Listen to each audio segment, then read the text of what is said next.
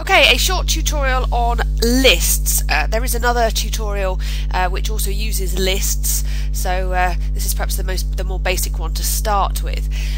You will find lists in the orange variables block, and just like with variables, you create a list simply by clicking on make a list and giving it a name. Now I'm creating a scenario in which you would, possibly you would use lists. But you can use this in lots and lots of ways. A list is something that will store a number of items, whereas a variable only stores one thing. Now, as I've made my list, you can see what I can do with it. Lots of different things that you can do. So what I am thinking is that we will have, when the green flag is clicked, we will clear all of the list. So delete all of shopping list, and we will say, we will ask,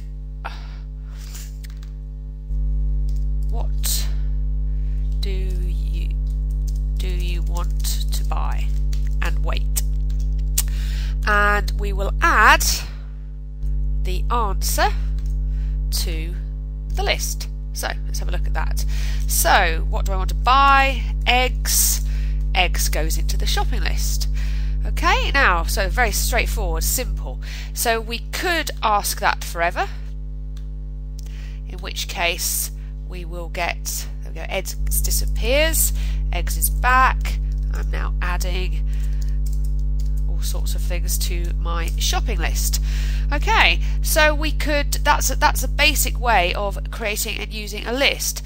I could repeat that, say, 5 times, so that we end up with 5 things on our list, or I could, what else shall we buy? Chocolate. Okay, so that would be the end of that list now. We couldn't, she doesn't ask again. Or we could carry on with our forever and create an if